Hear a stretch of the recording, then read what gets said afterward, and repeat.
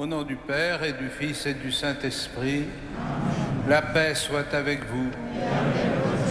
Comme nous venons de le chanter, nous répondons à l'appel qui nous est adressé de venir adorer le Christ en son humanité. En cette fête de l'Épiphanie, qui est la deuxième étape liturgique de la manifestation du Fils unique de Dieu incarné, la première était la fête de sa nativité au cours de la nuit de Noël, la seconde, celle de la vénération des mages, et la troisième sera celle du baptême du Christ qui marque l'ouverture de sa vie publique. En ce premier dimanche de l'année, je suis heureux de vous accueillir pour célébrer cette Eucharistie, de vous souhaiter à chacune et à chacun d'entre vous une très bonne année, ainsi qu'à tous ceux et à toutes celles qui s'unissent à notre prière par la télévision et la radio, et en particulier aux bienfaiteurs du diocèse de Paris, à l'intention de qui cette messe est célébrée, et qui nous soutiennent par leurs dons et leurs legs, afin que l'Église qui est à Paris puisse exercer sa mission apostolique dans les meilleures conditions. Nous nous préparons à célébrer cette Eucharistie en reconnaissant que nous sommes pécheurs. Je confesse à Dieu Tout-Puissant, je reconnais devant mes frères que j'ai péché en pensée, en parole, par action et par omission. Oui, j'ai vraiment péché, c'est pourquoi je supplie la Vierge Marie, les anges et tous les saints, et vous aussi, mes frères, de prier pour moi, le Seigneur notre Dieu, et que Dieu Tout-Puissant nous fasse miséricorde, qu'il nous pardonne nos péchés et nous conduise à la vie éternelle.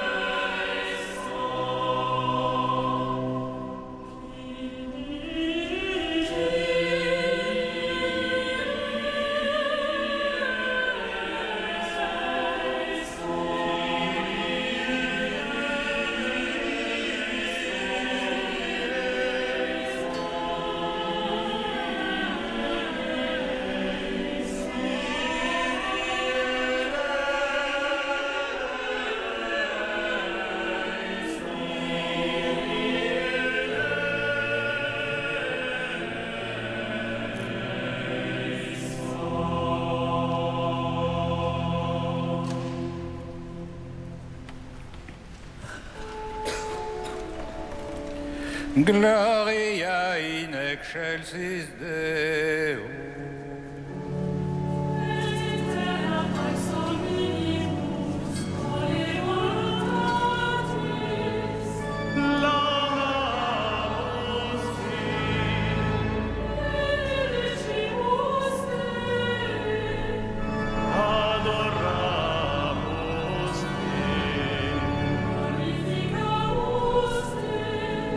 Gratias agimus tibi,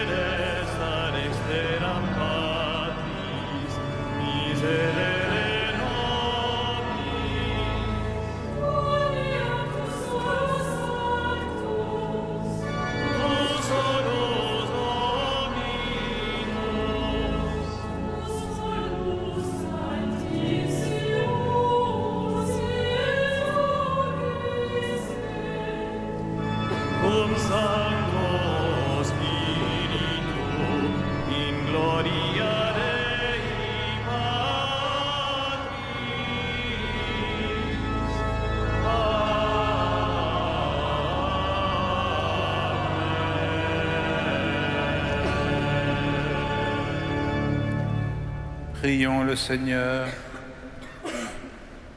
Seigneur, aujourd'hui, tu as révélé ton Fils unique aux nations grâce à l'étoile qui les guidait.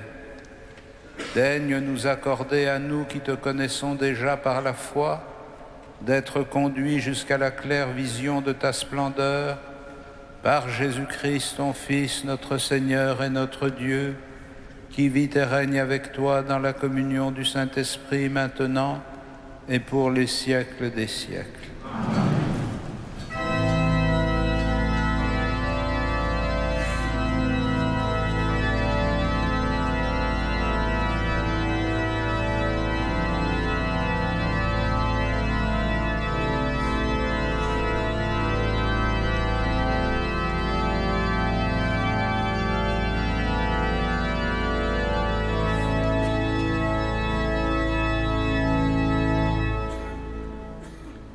Lecture du livre d'Isaïe.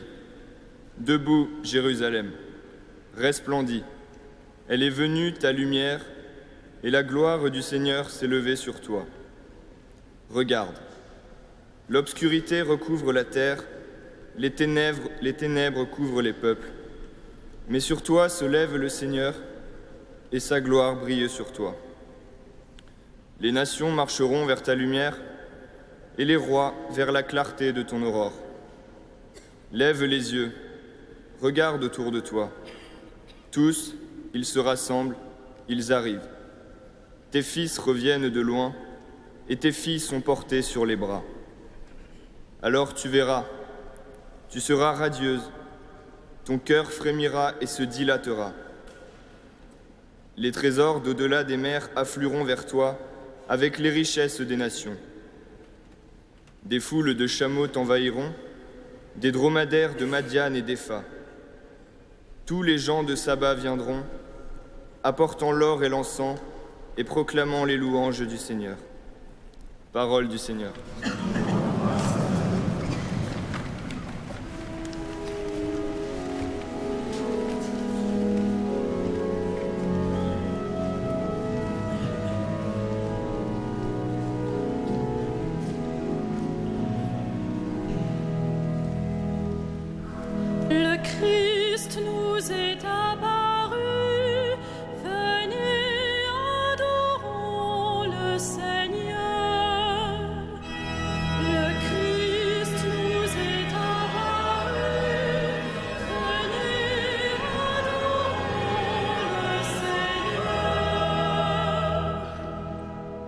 Dieu donne au roi tes pouvoirs, à ce fils de roi ta justice. Qu'il gouverne ton peuple avec justice, qu'il fasse droit aux malheureux. Le Christ nous est apparu, venez adorons le Seigneur. En ces jours-là fleurira la justice, grande paix jusqu'à la fin des lunes. Qu'il domine de la mer à la mer et du fleuve jusqu'au bout de la terre. Le Christ nous est apparu, venez adorons le Seigneur. Les rois de Tarsis et des îles apporteront des présents. Les rois de Saba et de Séba feront leur offrande. Tous les rois se prosterneront devant lui, tous les pays le serviront. Le Christ nous est apparu, venez adorons le Seigneur. Il délivrera le pauvre qui appelle et le malheureux sans recours.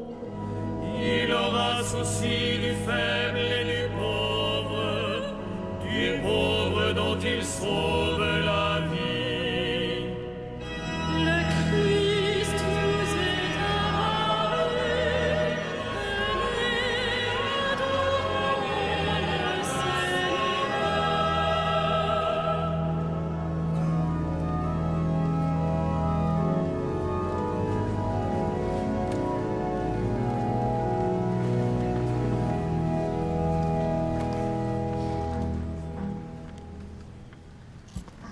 Lecture de la lettre de saint Paul apôtre aux Éphésiens. Frères, vous avez appris en quoi consiste la grâce que Dieu m'a donnée pour vous. Par révélation, il m'a fait connaître le mystère du Christ. Ce mystère, il ne l'avait pas fait connaître aux hommes des générations passées, comme il l'a révélé maintenant par l'Esprit à ses saints apôtres et à ses prophètes. Ce mystère, c'est que les païens sont associés au même héritage, au même corps, au partage de la même promesse, dans le Christ Jésus, par l'annonce de l'Évangile. Parole du Seigneur.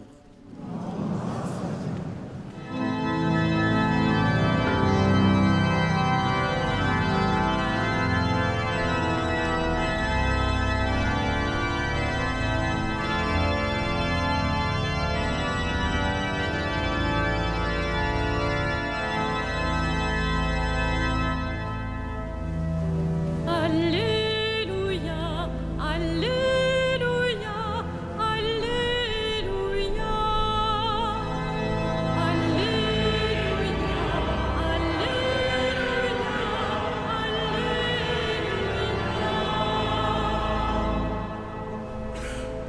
Nous avons vu se lever son étoile et nous sommes venus adorer le Seigneur.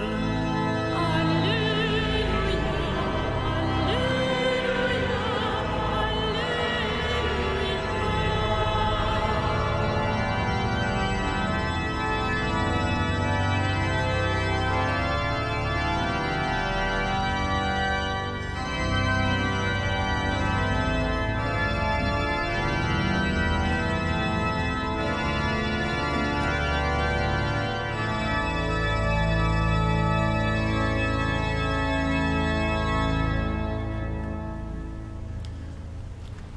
Le Seigneur soit avec vous. Et avec votre esprit, Évangile de Jésus-Christ selon saint Matthieu. gloire à toi, Seigneur.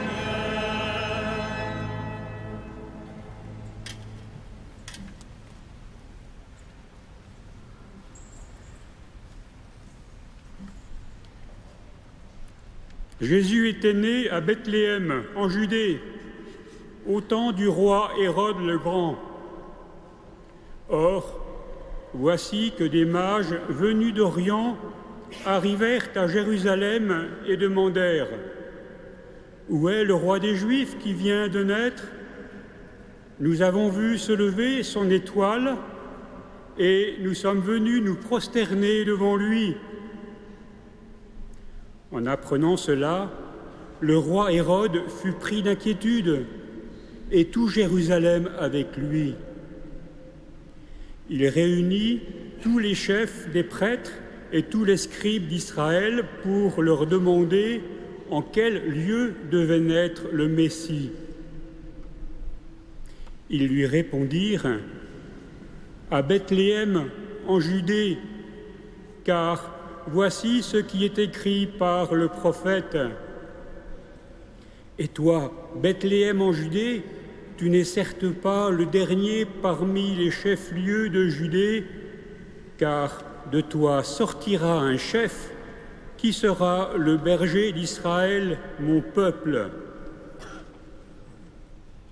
Alors Hérode convoqua les mages en secret pour leur faire préciser à quelle date l'étoile était apparue. Puis il les envoya à Bethléem en leur disant « Allez vous renseigner avec précision sur l'enfant, et quand vous l'aurez trouvé, avertissez-moi pour que j'aille, moi aussi, me prosterner devant lui. » Sur ces paroles du roi, ils partirent.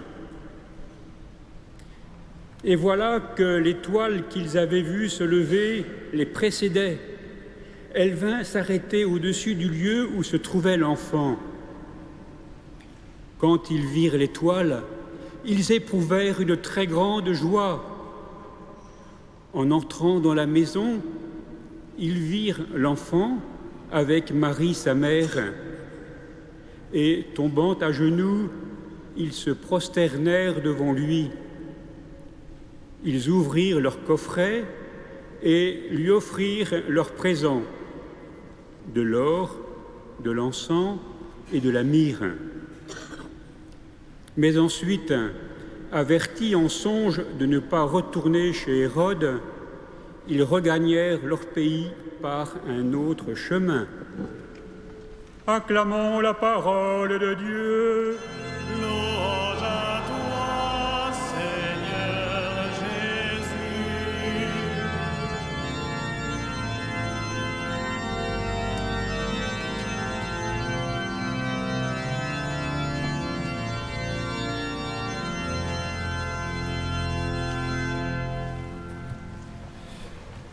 Frères et sœurs, très tôt, la tradition chrétienne a interprété cette visite des mages à la grotte de Bethléem comme un signe de l'ouverture de l'alliance conclue entre Dieu et son peuple, le peuple élu, le peuple d'Israël, l'ouverture de cette alliance à toutes les nations. Venus de l'Orient lointain, étrangers à la tradition biblique, ils ne disposaient pour arriver à Jérusalem que de cette étoile qui symbolise probablement ce que l'intelligence humaine peut capter de la lumière du monde. Et le récit de l'Évangile que nous venons d'entendre définit comme une sorte de schéma, de prototype de la situation apostolique de la mission ecclésiale. En effet, les prêtres, les scribes et les anciens qui détenaient le savoir, la connaissance de la tradition biblique, disposaient de tous les renseignements nécessaires pour reconnaître la naissance du Messie. Et ils connaissaient même le lieu où cette naissance devait se produire. Ils avaient hérité ce savoir de la prédication prophétique au cours des siècles qui annonçait la venue d'un sauveur, d'un nouveau berger pour le peuple d'Israël. Mais nous avons encore en mémoire le récit de la nativité à Bethléem, cette naissance quasi ignorée, sinon de quelques bergers qui ont été attirés par les anges, c'est-à-dire par Dieu lui-même, pour venir reconnaître le Sauveur dans cet enfant emmailloté dans une mangeoire. Si bien que cette tradition prophétique, qui doit être la clé pour comprendre la mission du Messie, reste comme impuissante, en tout cas à reconnaître son avènement et sa naissance. De l'autre côté, pour autant que l'on sache ce que représente le titre de mage, mais que l'on peut supposer désigner des hommes voués à l'étude, à la recherche, au questionnement sur le monde. Ces hommes qui ne disposent que de traditions païennes, dans lesquelles peut-être ils ont relevé quelques propos qui pouvaient annoncer que le roi d'Israël allait venir, mais sans savoir de qui il s'agissait. Ces hommes, guidés donc par leur intelligence et leur recherche, viennent interroger ceux qui savent. La raison païenne, honnêtement curieuse du sens du monde, est représentée par ces mages qui interrogent Hérode et son personnel religieux sur la venue du Messie. Et c'est par ce questionnement externe que les renseignements internes qui étaient possédés de longue date par la tradition juive prennent leur actualité. C'est pour répondre à ce questionnement des païens que les prêtres, les scribes et les anciens rassemblent les éléments de ce qu'ils savent pour dire qu'il doit naître à Bethléem. Cette interaction entre la tradition reçue par la voix des prophètes et par tout l'Ancien Testament et la recherche humaine du sens du monde constitue comme la charnière à travers laquelle s'accomplit ce que saint Paul désigne dans l'Épître aux Éphésiens comme le mystère révélé en Jésus-Christ, c'est-à-dire que l'alliance est ouverte aux nations païennes. Ce mystère, c'est que les païens sont associés au même héritage, au même corps, au même partage de la promesse dans le Christ Jésus par l'annonce de l'Évangile. Voilà l'événement novateur que saint Paul décrira dans une autre de ses épîtres en disant que par la mort du Christ sur la croix, la haine a été abolie et que le mur qui séparait dans le temple le parvis des Juifs et le parvis des païens avait été détruit pour ne former qu'un seul peuple. Cet événement de la rencontre du paganisme dans ce qu'il avait de plus curieux, de plus motivé pour chercher quelque chose, et de la révélation divine telle qu'elle avait été donnée par Dieu à Israël, constitue le choc par lequel la naissance de Jésus à Bethléem ouvre aux païens la porte de la foi, comme dira le livre des Actes des Apôtres. Cette réflexion suscite en nous des questions, des projets peut-être, en tout cas des réflexions sur la manière dont nous-mêmes nous vivons cette alliance. Pour la plupart d'entre nous, nous ne sommes pas héritiers de la promesse faite à Israël. Nous y avons été associés gratuitement. Nous faisons partie de ces nations païennes pour qui la porte de la foi s'est ouverte et qui ont été intégrés à la plénitude de l'Alliance. C'est donc, comme saint Paul nous y invite, une première démarche d'action de grâce qui doit nous habiter. Nous n'avons pas été abandonnés dans l'histoire du monde. Dieu a mené à son terme son projet d'alliance en l'ouvrant à toutes les nations.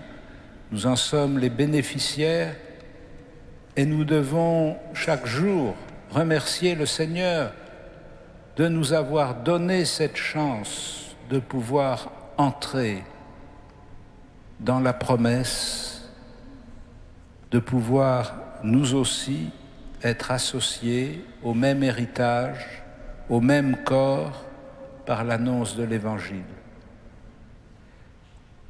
Ensuite, cette découverte que nous faisons de la fécondation de la révélation divine par les questions de l'intelligence humaine doivent nous faire réfléchir sur notre manière de comprendre la mission auprès des païens. Car nous avons aujourd'hui, nous qui sommes membres du corps du Christ et qui sommes associés à la promesse, nous avons aujourd'hui nos païens, comme les Juifs avaient leurs païens. Et nous aussi, nous sommes confrontés à cette situation où la question, ou les questions qui surgissent de l'expérience humaine réfléchie viennent interroger notre foi. Où est-il celui dont vous avez dit qu'il serait le roi des Juifs? Pouvez-vous nous dire où il est? Mais pour que nous fassions ce travail d'annonce, de proclamation, d'invitation du Christ à le reconnaître, il faut que nous soyons provoqués, bousculés par le questionnement de celles et de ceux qui nous entourent, en tout cas de ceux qui s'inquiètent de savoir où va l'homme et pourquoi il est sur cette terre. C'est pourquoi la mission est toujours associée à ce travail d'écoute, d'accueil des questions du monde, de sympathie et de bienveillance envers les questionnements de bonne foi, parce que ces questionnements nous provoquent à un inventaire de ce que nous avons reçu, nous obligent à relire et à interpréter à nouveau frais la révélation qui nous a été faite, à tirer de notre trésor ce qui peut aider les hommes à vivre. Cette rencontre de la foi et de la raison ne peut pas être une rencontre essentiellement conflictuelle. Elle est une rencontre où l'un et l'autre se provoquent et s'attirent pour contribuer à faire briller la lumière du Christ sur le monde. Prions donc le Seigneur qu'il nous rende attentifs et accueillants aux questions des hommes pour que nous soyons capables de puiser dans la richesse de la révélation les lumières qui pourront éclairer leur chemin. Amen.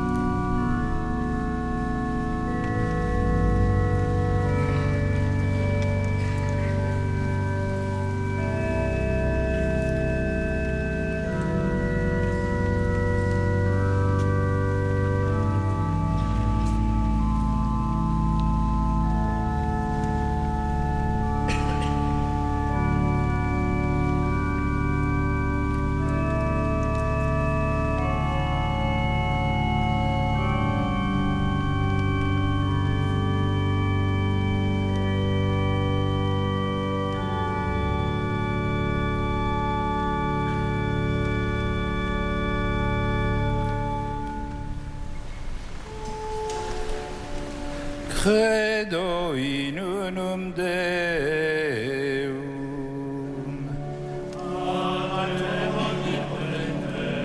Autorem celi et terre, visibilium omnium, et invisibilium.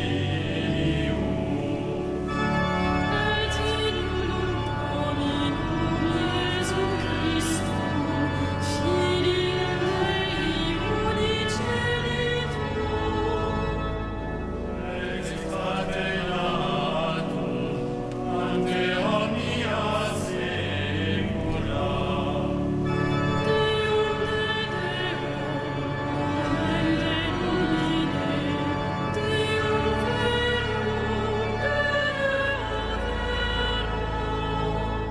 Genitum non factum, quod substantialem Patri, per quem omnia facta sunt.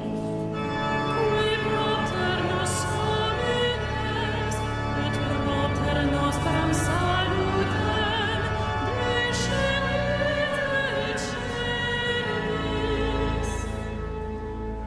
Incarnatus est, Spiritus Sancto, ex Maria Virgine, et homo factus est.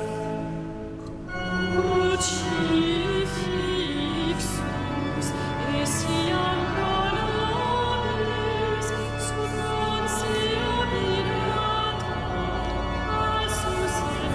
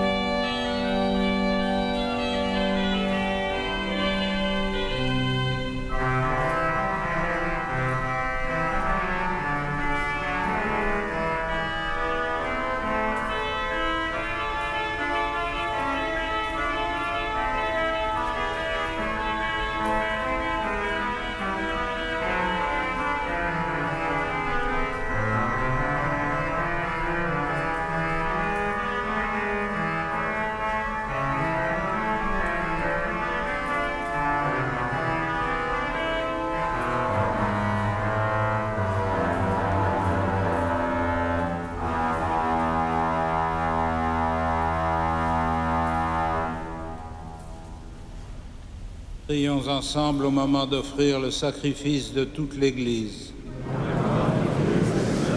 Seigneur, regarde avec bonté les dons de ton Église. Elle ne t'offre plus ni l'or, ni l'encens, ni la myrrhe, mais celui que ses présents révélaient, qui s'immole et se donne en nourriture, Jésus le Christ, notre Seigneur. Le Seigneur soit avec vous. Et avec votre esprit, Élevons notre cœur. nous le tournons vers le Seigneur. Rendons grâce au Seigneur notre Dieu. Cela est juste et bon. Vraiment, il est juste et bon de te rendre gloire, de t'offrir notre action de grâce toujours et en tout lieu. À toi, Père très saint, Dieu éternel et tout-puissant. Aujourd'hui, tu as dévoilé dans le Christ le mystère de notre salut, pour que tous les peuples en soient illuminés. Et quand le Christ s'est manifesté dans notre nature mortelle, par la lumière éternelle de sa divinité, c'est pourquoi avec les anges et les archanges, avec les puissances d'en haut et tous les esprits bienheureux, nous chantons l'hymne de ta gloire et sans fin nous proclamons.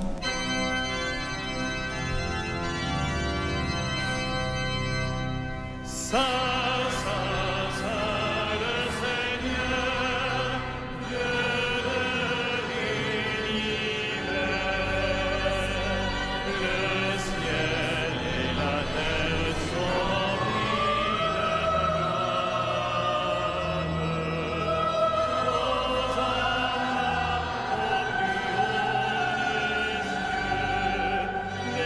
Béni soit celui qui vient au nom du Seigneur. Hosanna au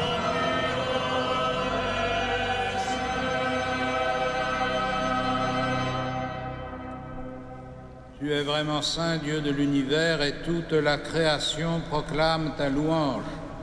Car c'est toi qui donnes la vie, c'est toi qui sanctifies toutes choses par ton Fils Jésus-Christ, notre Seigneur, avec la puissance de l'Esprit Saint. Et tu ne cesses de rassembler ton peuple afin qu'il te présente partout dans le monde une offrande pure. C'est pourquoi nous voici rassemblés devant toi, et dans la communion de toute l'Église, nous célébrons le jour très saint où ton Fils unique, qui partage éternellement ta propre gloire, s'est manifesté à nos yeux dans un vrai corps pris de notre chair.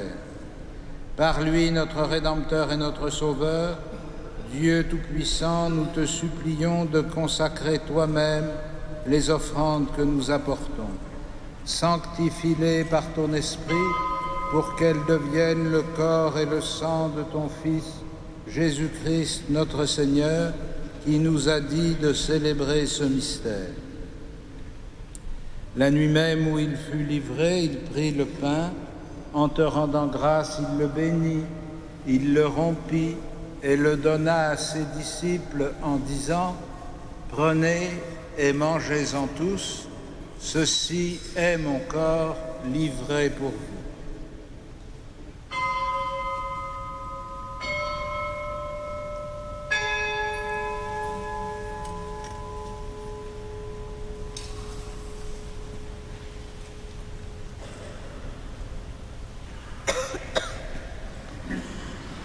De même, à la fin du repas, il prit la coupe, en te rendant grâce, il la bénit et la donna à ses disciples en disant : « Prenez et buvez-en tous, car ceci est la coupe de mon sang, le sang de l'alliance nouvelle et éternelle, qui sera versé pour vous et pour la multitude en rémission des péchés. Vous ferez cela en mémoire de moi.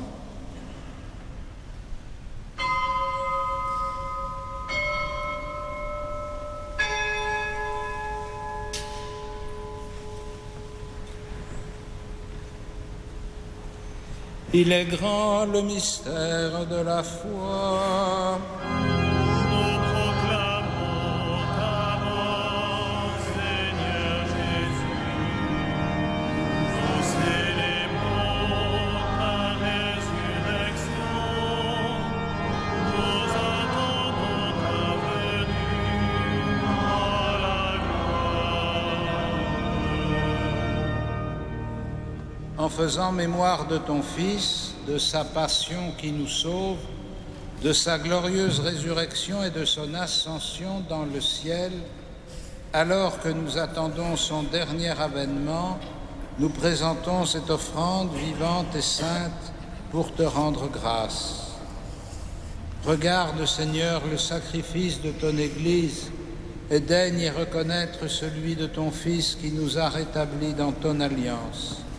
Quand nous serons nourris de son corps et de son sang et remplis de l'Esprit Saint, accorde-nous d'être un seul corps et un seul esprit dans le Christ, et que l'Esprit Saint fasse de nous une éternelle offrande à ta gloire, pour que nous obtenions un jour les biens du monde à venir auprès de la Vierge Marie, la bienheureuse Mère de Dieu, de Saint Joseph son époux, avec les apôtres et les martyrs, Saint Denis et tous les saints qui ne cessent d'intercéder pour nous.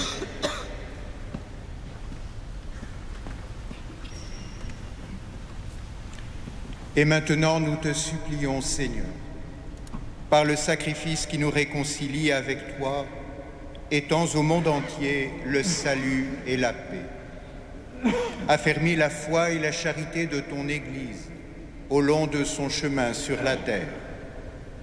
Veille sur ton serviteur, notre pape François, notre évêque André, l'ensemble des évêques, les prêtres, les diacres et tout le peuple des rachetés. Écoute les prières de ta famille assemblée devant toi et ramène à toi, Père très aimant, tous tes enfants dispersés.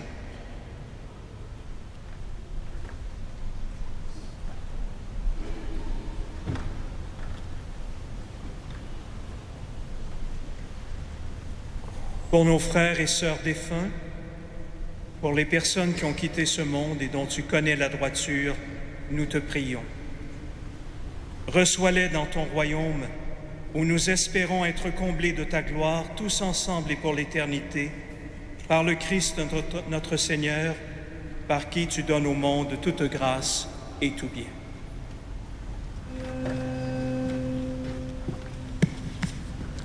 Par lui, avec lui et en lui. À toi, Dieu le Père Tout-Puissant, dans l'unité du Saint-Esprit.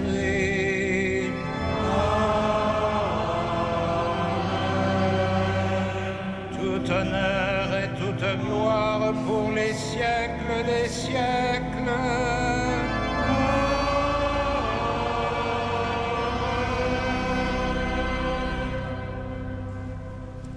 Unis dans le même esprit, nous pouvons dire avec confiance la prière que nous avons reçue du Sauveur. Notre Père, qui es aux cieux, que ton nom soit sanctifié, que ton règne vienne, que ta volonté soit faite sur la terre comme au ciel. Donne-nous aujourd'hui notre pain de ce jour. Pardonne-nous nos offenses, comme nous pardonnons aussi à ceux qui nous ont offensés. Et ne nous soumets pas à la tentation, mais délivre-nous du mal. Délivre-nous de tout mal, Seigneur, et donne la paix à notre temps.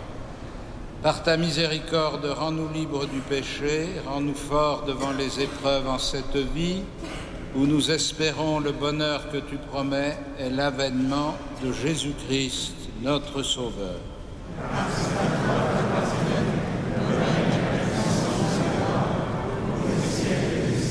Seigneur Jésus-Christ, tu as dit à tes apôtres, je vous laisse la paix, je vous donne ma paix. Ne regarde pas nos péchés, mais la foi de ton Église. Pour que ta volonté s'accomplisse, donne-lui toujours cette paix et conduis-la vers l'unité parfaite, toi qui règnes pour les siècles des siècles. Et que la paix du Seigneur soit toujours avec vous. Frères et sœurs, dans la charité du Christ, donnez-vous la paix.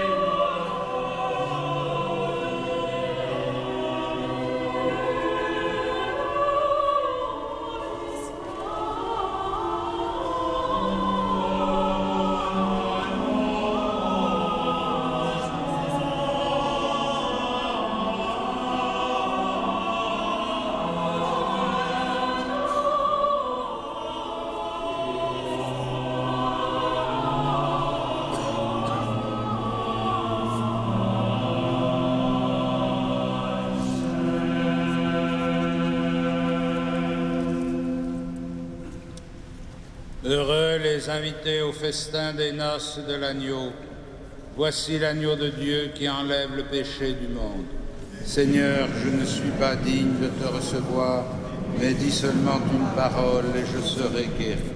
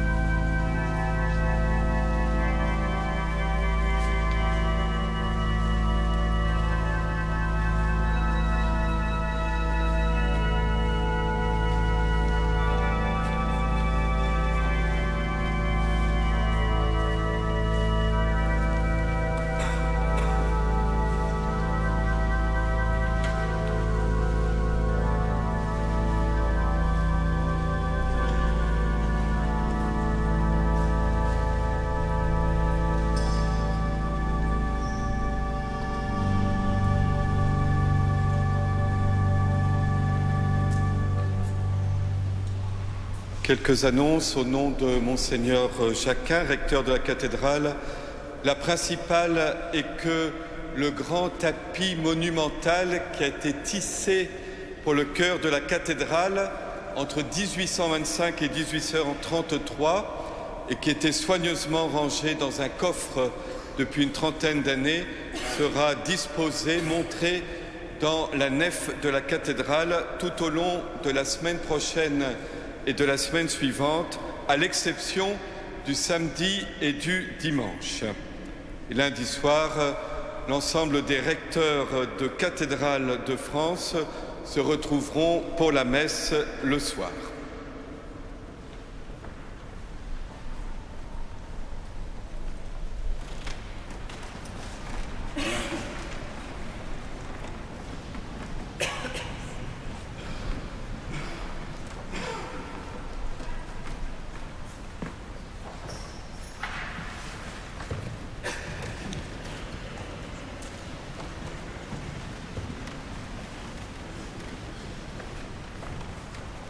Seigneur, que la clarté d'en haut nous dirige en tout temps et en tout lieu. Et puisque tu nous fais communier à ce mystère, puissions-nous désormais le pénétrer d'un regard pur et l'accueillir dans un cœur plus aimant par Jésus le Christ, notre Seigneur.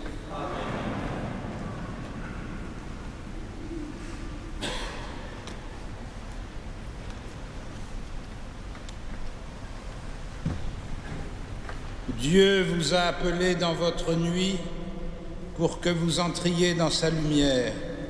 Qu'il bénisse en vous la foi, l'espérance et l'amour, qu'il les fasse croître et donner leurs fruits. Aujourd'hui, le Christ s'est manifesté au monde. Il est la lumière qui en dissipe les ténèbres. Marchez avec lui plein de confiance et que Dieu fasse de vous des lumières pour guider vos frères sur leur chemin. Et quand vous parviendrez au terme de la route, vous verrez celui que les mages ont cherché en se guidant sur une étoile, votre Seigneur, le Christ, lumière née de la lumière. Et que Dieu Tout-Puissant vous bénisse, le Père, le Fils et le Saint-Esprit. Allez dans la paix du Christ.